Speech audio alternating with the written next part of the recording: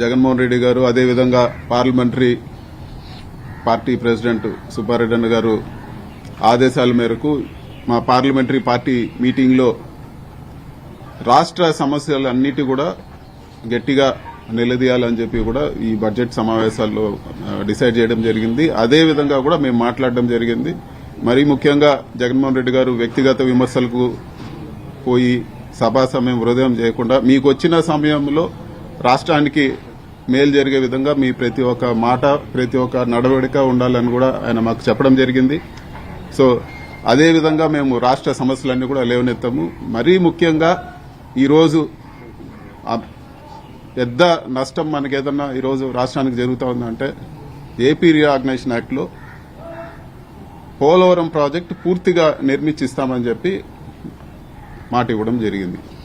So ఈరోజు ఎవరు అడక్కపోయినా కూడా 41.15 అంటే 194 టీఎంసీలు ఉండాల్సిన పోలవరం ప్రాజెక్టు కెపాసిటీని 115 టీఎంసీలకే కుదిస్తూ బడ్జెట్లో కూడా పెట్టడం జరిగింది. సో మేము దీనిపైన ఖచ్చితంగా మేము ఫైనాన్స్ మినిస్టర్ గారిని బడ్జెట్లో గట్టిగా అడగడం జరిగింది. అసలు మీరు ఎవరిని అడిగి ఈ నిర్ణయం తీసుకున్నారు అంటే మీరు కెపాసిటీ తగ్గిలేదంటే మీరు స్టేట్కి ఇచ్చే డబ్బులు తగ్గించినట్ట అని. ఖచ్చితంగా వాళ్ళు మేము ఈ ఇవ్వబోయే డబ్బులు ఈ సంవత్సరం ఒక 5,000 చిల్లర, వచ్చే సంవత్సరం ఒక 5,000 చిల్లర కోట్లు, మొత్తం 30,000 కోట్లతో ముగిస్తామని చెప్తున్నారు. దాదాపు 60,000 కోట్లు ఖర్చు అవుతుంది. అంటే ఈ 30,000 కోట్లు గ్రాంట్ ఏదైతే ఉందో అప్పులు తీసుకునే పరిస్థితి కాదు, మనకు గ్రాంట్ రూపంలో ఏదైతే రావాల్సి ఉందో, రాష్ట్రానికి రావాల్సి ఉందో మన హక్కుగా విభజన చట్టంలో ఏదైతే ఉందో అది నష్టమే కదా అని చెప్పి కూడా మేము అడుగుతా ఉన్నాము. అదే మేము ఈరోజు పార్లమెంట్లో గట్టిగా అడుగుతాము. మీరు దీనిపైన జవాబు చెప్పాలి, ప్రజలకు క్లారిటీ ఇవ్వాలి అని.